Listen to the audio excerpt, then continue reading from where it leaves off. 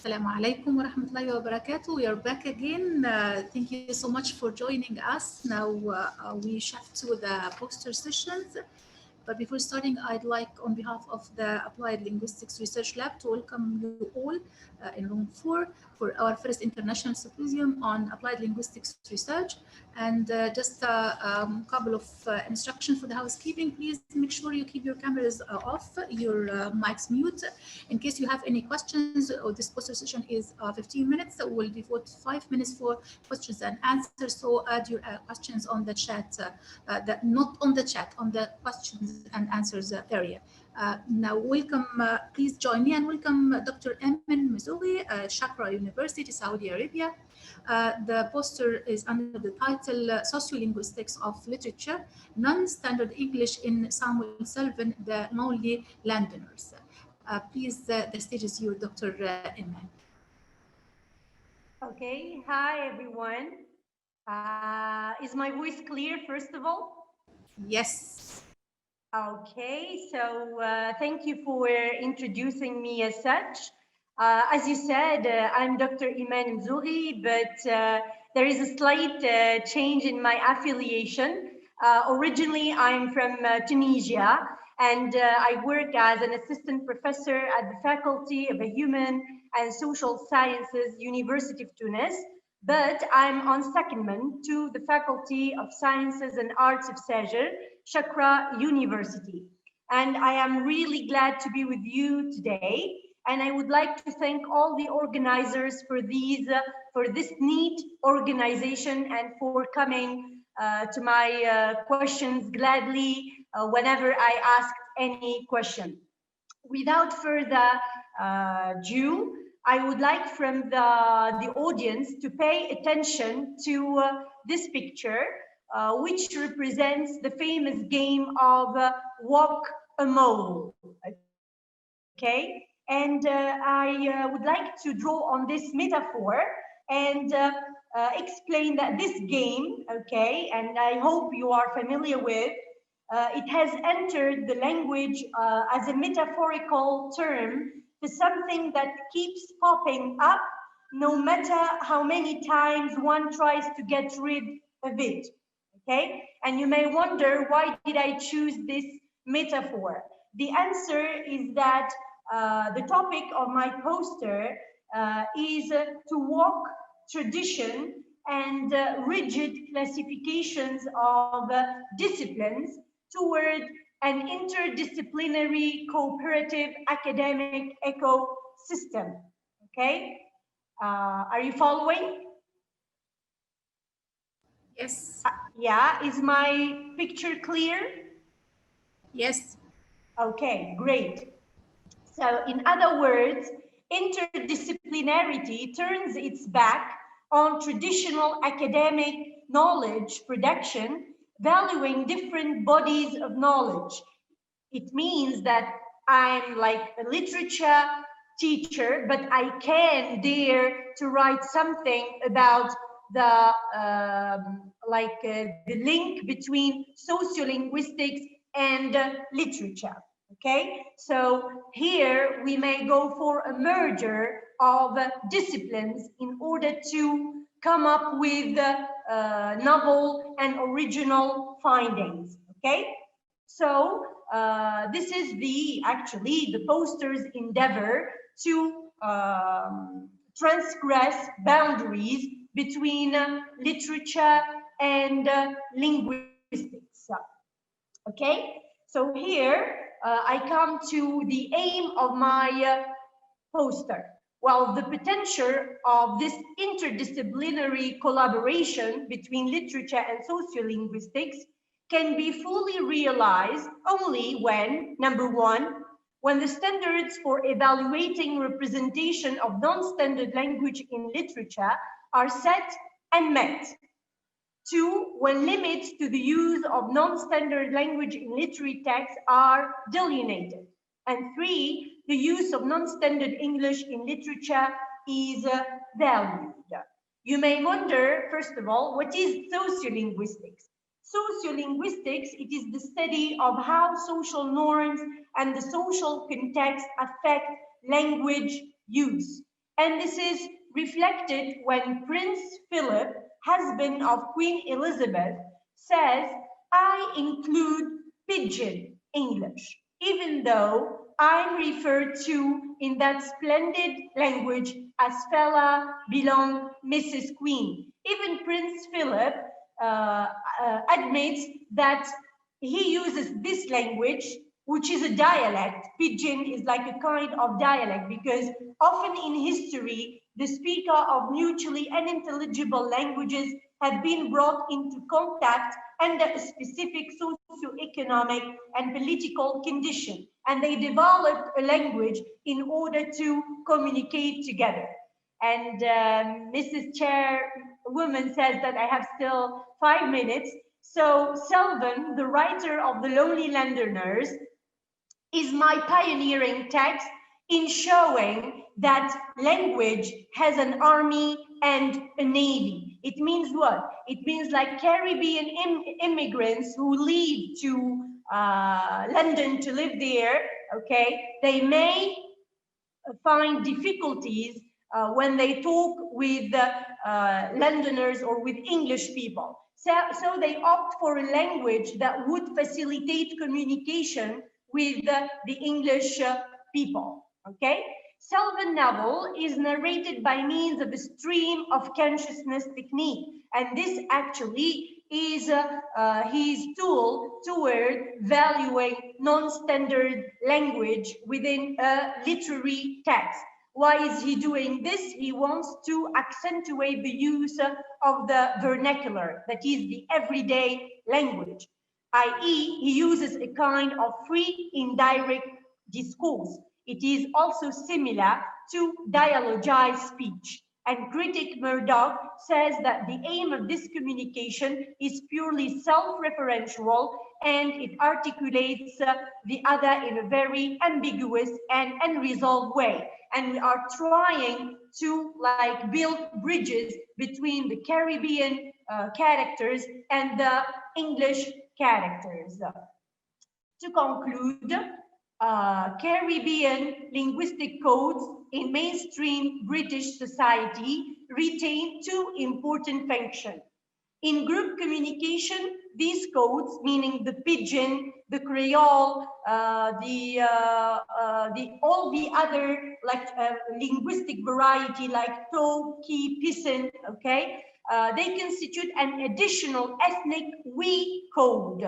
And in communication without group, they are viewed as semiotic resources used to perform ethnicity and to negotiate community boundaries. So taken into consideration the frequently conscious and strategic use of patois and other dialects in the Caribbean diaspora, meaning when the Caribbean lived out of the diaspora, an interdisciplinary or culture study approach is better suited to cover all these socio-linguistic variables. The latter accentuates the correlation between dependent linguistic variable and independent social variable in unreflected and subconscious linguistic practice. And I finish by quoting Holm, who says that language is by its very nature a communal thing, that is, it expresses never the exact thing, but it is a compromise between two different persons to reflect who they are. Thank you very much for your attention and feel free to ask any questions. Thank you so much, Dr. Eman, for this very nice poster. I think it's full of a lot of information. And now the floor is open for the last 5 minutes, expecting questions from our participants. Please, if you have a question, type it on the Q&A area. Okay. So once we don't receive any questions, we'd like to thank Dr. Eman for this very nice poster. And hopefully, I'm just waiting. I'm waiting, Mike. We still have 5 minutes. We might receive a question. Okay, thank you so much, Dr. Eman, for your time. And we will be back for the other poster, inshallah, starting 1:30, inshallah. Thank you. Assalamu alaikum. Dr. Dima, could you please share your screen? Yes. Assalamu alaikum wa rahmatullahi wa barakatuh. Now it's 1:30 and this is the second poster for today. Would like to welcome you again on behalf of the Applied Linguistics Research Lab on our first international symposium on applied linguistics research. And we have this poster, so please make sure your camera is off, your mic mute. And in case you have any question, type your question on the Q&A area to be able to handle it the last 5 minutes. We have 15 minutes for this poster session. And please join me and welcome Dr. Dima Al-Ammar, Imam Muhammad ibn Saud Islamic University, Saudi Arabia. The poster title is Linguistic Variation and the Change in the Dialect of Ha'il, Saudi Arabia, Feminine Suffixes. Dr. Dima, the stage is yours. Thank you so much, Dr. Safa. Hello, everyone, and thank you for joining us on this poster. Today, inshallah, I'm going to talk about the variation and change in the linguistic, in two linguistic variables in Ha'ili Arabic. The first sociolinguistic variable, which is the feminine ending, and the second one is the plural suffixes. The feminine plural suffixes, sorry. Traditionally speaking, Ha'ili dialect has a raised form of feminine ending. For example, the word طاولة, instead of saying طاولة, they say طاولة, or for example, ثلاثة, ثلاثة, etc. So this is, they raise unconditionally. And the second variable, linguistic variable, is the feminine plural suffix. So they have different united forms. For example, the word banat, instead of saying banat, they say banai or bana. This study investigates these two variables in relation to three social factors. Number one, the age, so three different age groups, contact, two levels of contact, and gender, males and females. The study also motivated by the variationist sociolinguistic theories. So one principle of language change and variation is that this variation is not arbitrary, it is not random, the distribution of the features among speakers is not random, all are constrained by the linguistic as well as the extra linguistic factors, including the social ones. So, as I said, this study investigates the relation between the social, linguistic factors in relation to these variables, to these two variables. Sorry. The study or the data obtained by sociolinguistic interviews pioneered by William Labov. Can you see the screen clear? So small, but we try. Okay, sorry about that, because I'm reading from the PowerPoint. This is why I missed the point. Okay, so if you could kindly do it to full screen so the text would be larger. Sure. Thank you. What about now? It's better? Like this? Yes, thank you. Good. Thank you so much. So the sample is 47 native speakers of Ha'ili community, distributed over three social factors, so age, gender, and level of contact. You can see here the table represents the distribution of the sample. Regarding the level of contacts, I follow Al-Isa's 2008 indexed in determining whether the speaker is of a high level of contact group or not. And this is a sample of the questions. This is the hypothesis for the research. Number one, there is a variation in change in the dialect. Okay, and this two variables, sorry. Number two, the use of the variable is constrained by the age and gender of the speaker. the variant, sorry.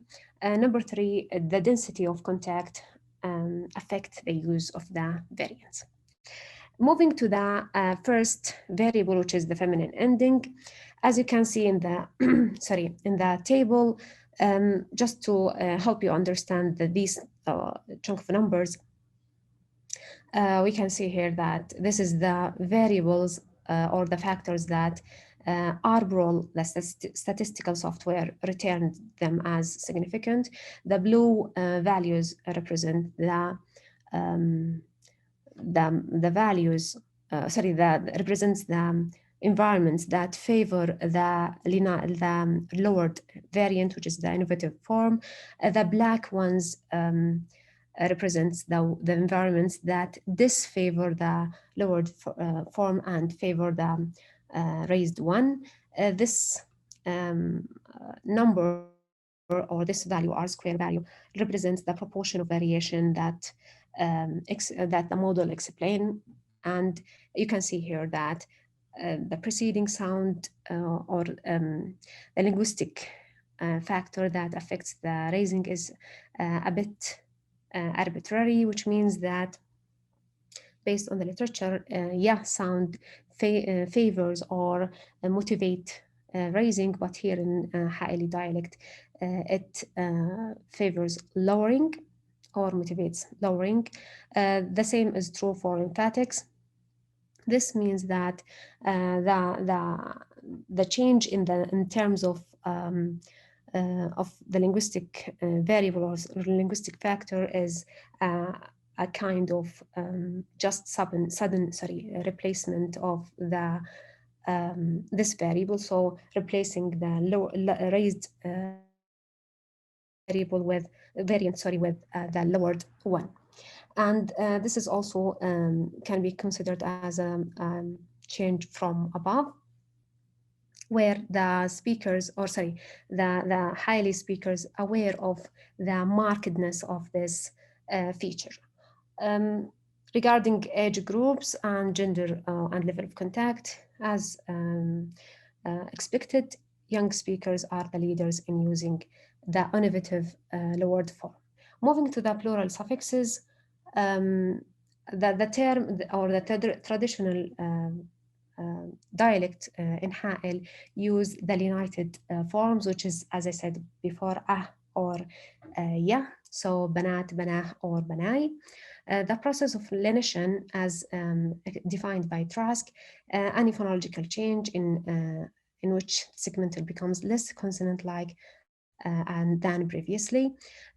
These are some examples: Tigil Sababai and Raihan. The conditions or the linguistic constraints of lenitions is that it is in the final position, like or prepausedly, and or in a poser position. Number 2, it is followed by a consonant, and from the table presented to you, we can see that the results confirm the current variation in a part of ongoing sound change from the lenited variants from and ya to ta. And younger generation is the leaders of change. Here that the women behave differently, and this is due to the men's situation in the community, their wider face-to-face interaction, and the most importantly, the social meaning associated with this variant, the lenited forms of variants, that it is of a female speech because of the heavy exposure of men to the target features, while women retain the local forms. Finally, I would like to add something regarding the supralocal features and its influence, supralocal variety appearing in Riyadh here in Saudi Arabia, and its influence is clear on the behavior or on the linguistic behavior of my sample of the results in this study. Thank you for listening, and sorry if I'm late. Absolutely not. You're sharp on time. It's 1:40. Thank you so much, Dr. For this wonderful poster and informative data. I expect questions on the Q&A. Let's see here. I think we received one question. Where can we fill the, no, it's not for you. Another question for you here. How about the effect of the socioeconomic status on the use of these two variables? The use of the socioeconomic status is included in the contact because as you know, the three generations, the old, middle-aged, and young speakers encounter different socioeconomic status. So all the speakers, and maybe before the exploring of or exploration of oil, and young speaker represents the prosperity of living. So yes. Thank you so much for your answer. I think we still have 4 minutes. If any one of our respectful audience would like to post a question on the Q&A, Dr. Our speaker, she's ready to answer you, please. We have 4 minutes.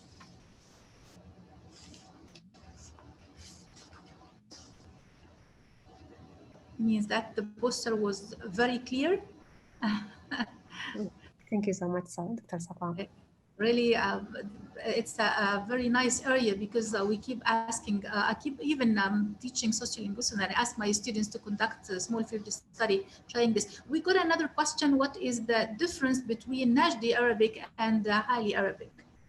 Hali Arabic is a type of Najdi Arabic, so it is like an umbrella, and Hali Arabic is a type of this dialect. So Najdi Arabic, including or the umbrella or the mother of Hali Arabic. Thank you, Dr. Dima. Any more questions? We'll be waiting. We still have 3 minutes, just in case. Okay. Thank you so much, Dr. Dima. Would like to really appreciate your well-designed poster. I like it so much. Thank you so much. And, thank you so much. Thank you. And we'd like to thank our participants in room 4. And now it's just we announced that the room will be closed and will be reopened again at 3, because we'll get back to you with the other 3 presentations and a workshop.